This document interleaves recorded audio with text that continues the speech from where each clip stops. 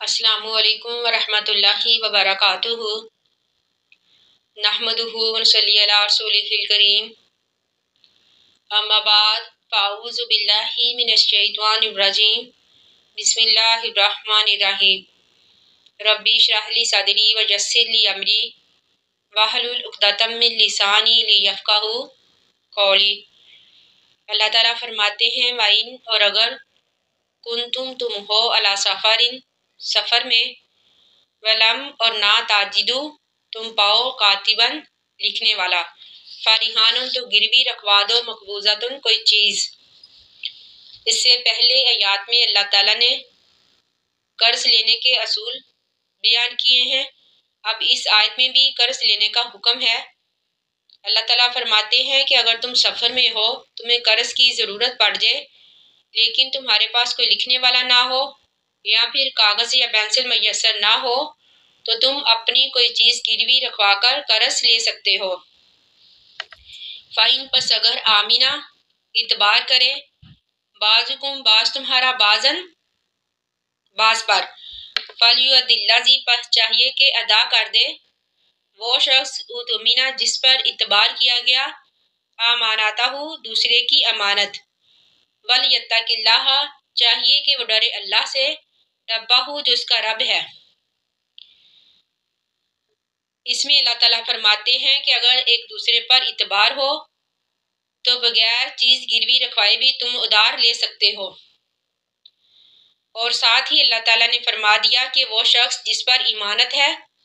یعنی وہ شخص جس نے قرض لیا ہے، اسے چاہیے کہ وہ اللہ سے ڈرے اس معاملے میں، اور قرض کی پوری رقم صحیح طریقے سے ادا کرے۔ وَلَا تَكْتُمُوا الشَّهَادَةَ، اور نہ تم چھپاؤ گواہی کو، وَمَن يَكْتُمْهَا، اور جو کوئی چھپائے گواہی کو، فَإِنَّهُ، پس بے شک، آثِمٌ، گنہگار ہوگا، قلبہ، اس کا دل، وَاللَّهُ، اور اللہ تعالیٰ، بِمَا تَعْمَلُونَ، جو بھی تم عمل کرتے ہو، علیم، جاننے والا ہے۔ اور ساتھ ہی اللہ تعالیٰ نے فرما دیا کہ گواہی کو چھپانا بھی کبیرہ گناہ ہے۔ قرآن میں بھی اس پر سخت وعید اللہ تعالیٰ نے فرمائی ہے، اور احادیث میں بھی اس بات پر سخت وعید ہے کہ جو کوئی گواہی کو چھپائے گا، اللہ تعالیٰ فرماتے ہیں کہ اس کا دل جو ہے گنہگار ہوگا۔ اس طرح گواہی دینے کی بھی بہت فضیلت بیان ہوئی ہے۔ حدیث میں ہے کہ ہمارے پیارے نبی اکرم صلی اللہ علیہ وآلہ وسلم نے فرمایا کہ تم میں سے بہتر شخص وہ ہے جو گواہی دینے سے قبل ہی صحیح گواہی دینے کے لیے پہنچ جائے۔ للہ، اللہ کے لیے ہے، ما فی السماوات، جو بھی آسمانوں میں ہے، وما فی الارض، اور جو بھی زمین میں ہے۔ اللہ تعالیٰ فرماتے ہیں وَإِن، اور اگر تبدو، تم ظاہر کرو، ما فی انفسکم، جو تمہارے دلوں میں ہے، او یا پھر تخفوہ، تم چھپاؤ اس کو، یحاسبکم، حساب لے گا تم سے، بھی اس کے بارے میں، اللہ تعالیٰ، فیغفر، پس معاف کر دے گا، لمن یشاء، جس کے لیے چاہے گا، یعنی جسے چاہے گا اللہ تعالیٰ معاف فرما دے گا، وَيُعَذِّبُ، اور عذاب دے گا، من یشاء، جسے چاہے گا، واللہ، اور اللہ تعالیٰ، علی کل شیء قدیر، ہر چیز پر قادر ہے۔ احادیث میں ہے کہ جب یہ آیت نازل ہوئی تو صحابہ کرام رضی اللہ تعالیٰ عنہم اس بات سے سخت ڈر گئے، اور انہوں نے نبی اکرم صلی اللہ علیہ وآلہ وسلم کی خدمت میں پیش ہو کر یہ عرض کیا کہ اللہ کے رسول، جن چیزوں کا اللہ تعالیٰ نے ہمیں حکم دیا ہے، جیسے نماز، روزہ، زکوٰۃ، جہاد وغیرہ، جو ہماری طاقت میں ہے، یعنی جن کو ہم کر سکتے ہیں وہ ہم کرتے ہیں، لیکن ایسے اعمال جو ہماری طاقت میں نہیں ہیں، جن کو ہم نہیں کر سکتے، تو ہم ان کا کیا کریں؟ یعنی جس طرح اللہ تعالیٰ نے فرما دیا کہ اللہ تعالیٰ جو بھی دلوں میں ہے اس پر حساب لے گا،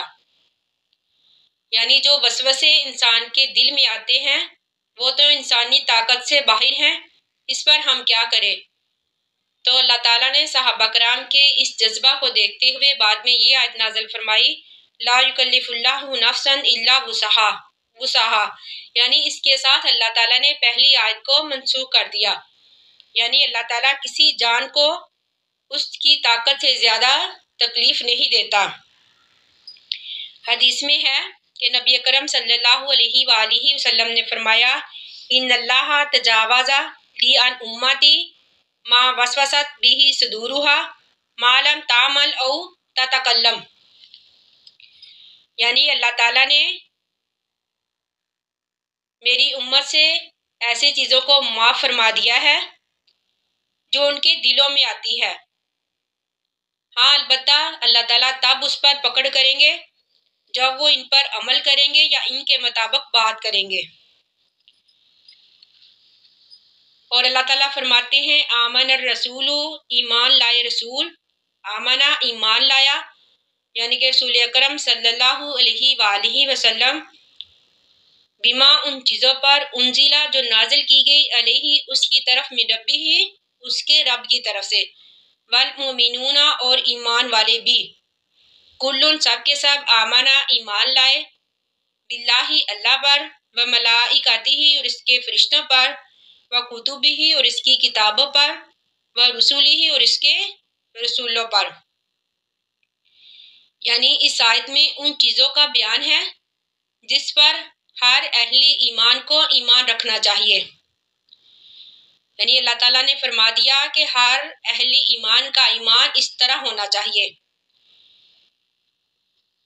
یعنی وہ ایمان لاتے ہیں فرشتوں پر، کتابوں پر، رسولوں پر، اور کہتے ہیں لا نفرق نہیں ہم تفریق کرتے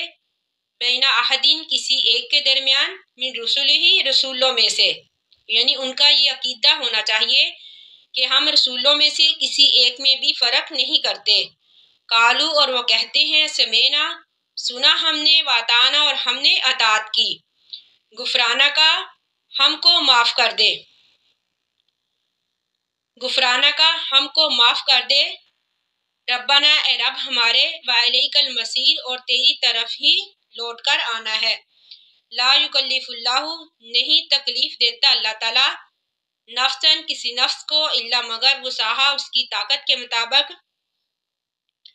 لاحت اس کے لیے ہے ما کسبت جو اس نے کمایا، یعنی جو بھی اس نے نیکی کمائی،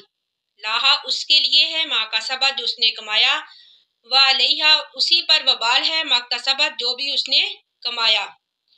ربنا اے رب ہمارے، علیہا مکتسبت سے مراد یہ ہے یعنی جو بھی اس نے برائی کی، جو بھی گناہ کیا،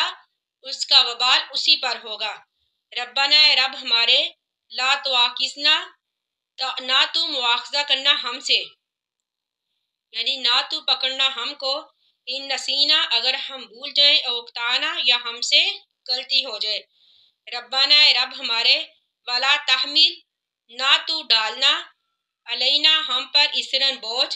کما جیسا کہ حملتا ہو تو نے ڈالا، علی الذین ان لوگوں پر، من قبلنا جو ہم سے پہلے تھے، ربنا اے رب ہمارے، ولا تحملنا نہ تو ڈالنا ہم پر بوجھ، ما لا طاقت لنا بہ جس کو اٹھانے کی ہم میں ہمت نہیں ہے، واعف عنا معاف کر دے ہم کو، واغفر لنا اور بخش دے ہم کو، وارحمنا اور رحم کر ہم پر، آمین، انتا مولانا تو ہی ہمارا مولا ہے، یعنی اللہ تعالیٰ انتا مولانا تو ہی ہمارا مولا ہے، فانصرنا پس مدد کر ہماری، علی القوم الکافرین کافروں کی قوم پر۔ یہ سورۃ بقرہ کی آخری 2 آیات جو ہیں ان کی احادیث میں بہت فضیلت بیان ہوئی ہے۔ حدیث میں ہے کہ نبی اکرم صلی اللہ علیہ وآلہ وسلم نے فرمایا کہ جس گھر میں سورۃ بقرہ کی یہ آخری 2 آیات لگاتار پڑھی جاتی ہیں اس گھر سے شیطان بھاگ جاتا ہے، اور آپ صلی اللہ علیہ وآلہ وسلم نے فرمایا کہ جو انسان رات کو سورۃ بقرہ کی آخری 2 آیات پڑھ لیتا ہے تو یہ 2 آیات اس کے لیے کافی ہوں گی، یعنی یہ آیات اس انسان کی ہر چیز سے کفایت کریں گی۔ کفایت سے مراد یہ ہے کہ ہر جادو سے، نظر سے، ہر دکھ اور تکلیف سے اس انسان کو بچا کر رکھیں گی، یعنی ان آیات کے پڑھنے کی وجہ سے اللہ تعالیٰ اس انسان کی حفاظت فرماتا ہے۔ دوسری حدیث میں ہے کہ نبی اکرم صلی اللہ علیہ وآلہ وسلم نے فرمایا کہ مجھے معراج کے وقت جو 3 چیزیں عطا کی گئیں ان میں سے ایک سورۃ بقرہ کی آخری آیات ہیں، اور آپ صلی اللہ علیہ وآلہ وسلم نے فرمایا کہ یہ آیات مجھے اس خزانے سے عطا کی گئی ہیں جو عرش الہی کے نیچے ہیں، اور مجھ سے پہلے کسی بھی نبی کو اس طرح کی آیات نہیں دی گئی۔ اللہ تعالیٰ سے دعا ہے کہ اللہ تعالیٰ ہمیں ان آیات کو پڑھنے کی توفیق عطا فرمائے، آمین، اور ان آیات کے پڑھنے کی وجہ سے ہماری ہر مشکل کو آسان کرے، آمین ثم آمین۔ الحمدللہ ہماری سورۃ بقرہ مکمل ہو چکی ہے، ہم انشاءاللہ کل سورۃ آل عمران شروع کریں گے۔ اللہ تعالیٰ سے دعا ہے کہ ہم نے جو بھی پڑھا ہے اللہ تعالیٰ ہمیں اس پر عمل کرنے کی توفیق عطا فرمائے اور اسے سمجھنے کی بھی توفیق عطا فرمائے، آمین ثم آمین۔ آخر دعوانا ان الحمدللہ رب العالمین۔ السلام علیکم ورحمۃ اللہ وبرکاتہ۔